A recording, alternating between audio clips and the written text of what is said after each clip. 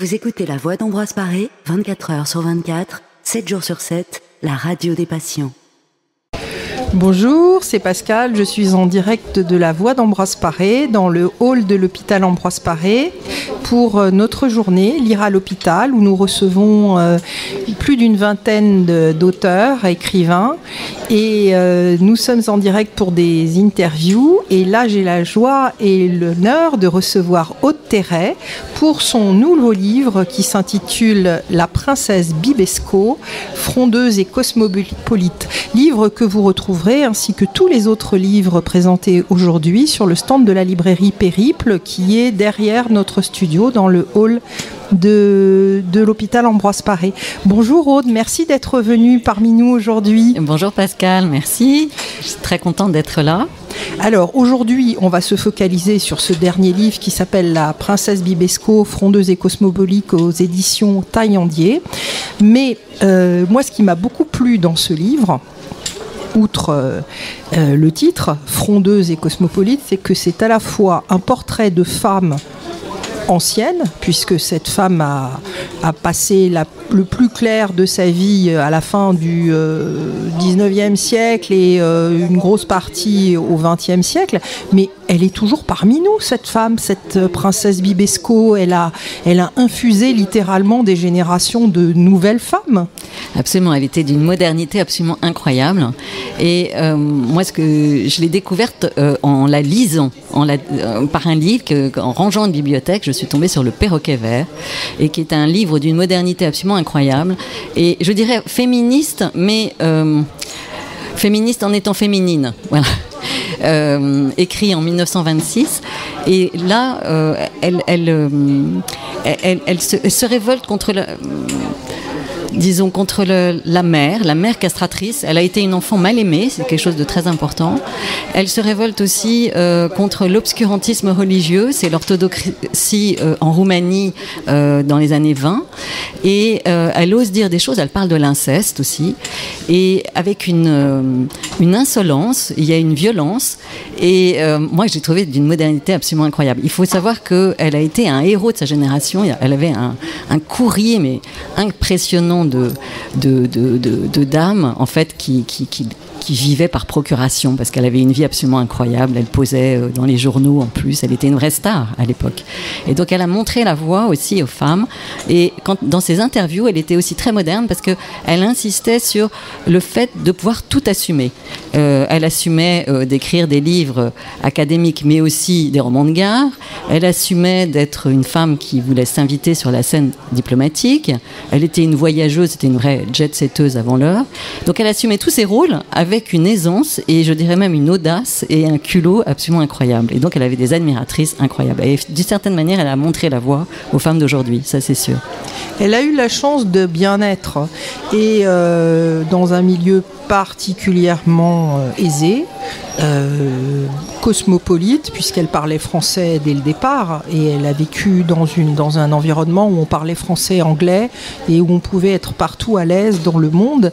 Mais elle a réussi à en faire quelque chose de positif et de porteur pour les gens qui étaient autour d'elle, et comme vous le disiez, féminine et féministe. Moi, je retiens son énorme amour pour le luxe, pour la beauté, pour les bijoux, pour la vie futile, en y ajoutant une once de profondeur, parce que sinon elle n'aurait pas été très très intéressante. Non. Ça aurait été une Madame Verdurin. Absolument. Comment est-ce qu'elle arrive à changer ça pour en faire quelque chose de la fronde, la rébellion, mais aussi une stratégie pour faire sortir les autres de l'obscurantisme, parce que ça c'est très intéressant dans le livre.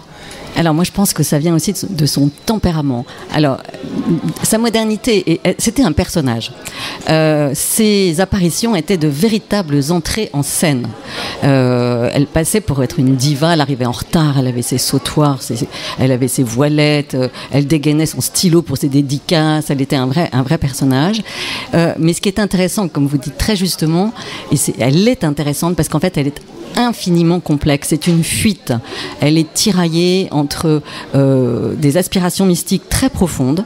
Elle entretient une correspondance avec l'abbé Munier pendant 33 ans qu'elle a publiée, qui est absolument passionnante et qui montre l'épaisseur de cette femme, les interrogations, la culture.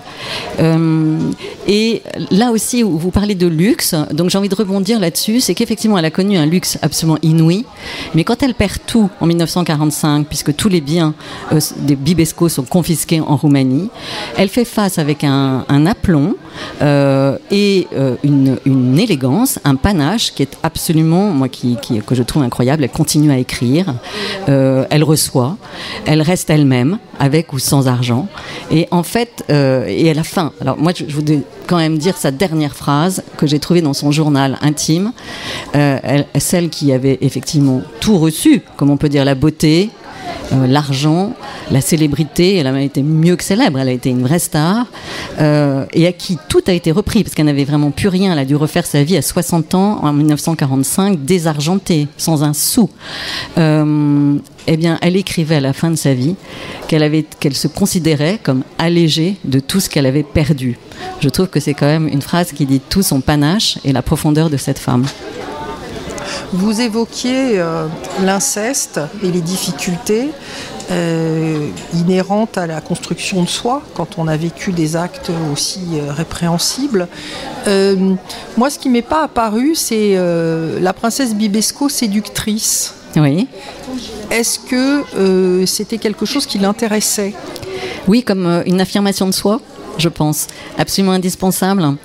Sa mère ne l'avait pas aimée. Elle était une enfant franchement magnifique. On a des photos absolument incroyables, avec un caractère absolument incroyable, une personnalité très très forte. Et sa mère ne la regardait pas, jamais.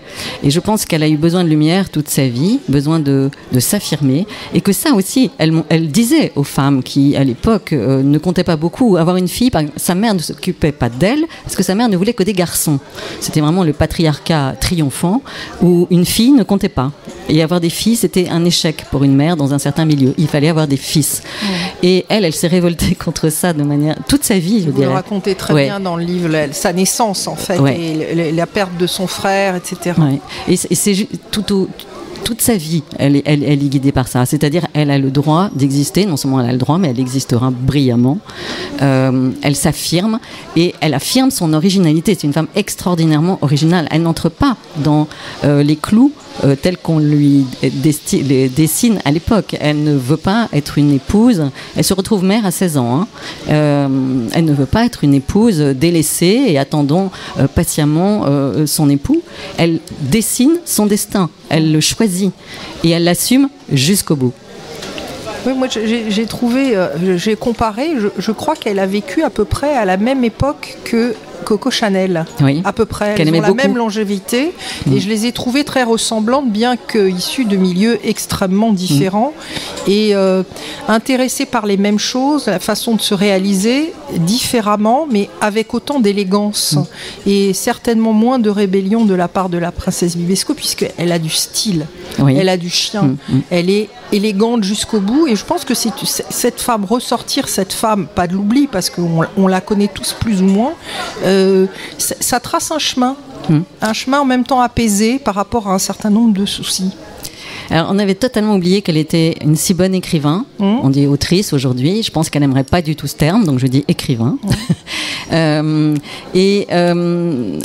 parliez tout à l'heure de séductrice. Je pense quand même que sa poursuite de l'amour a été douloureuse et compliquée. C'est justement une des ombres. C'est une femme toute en ombre et en lumière.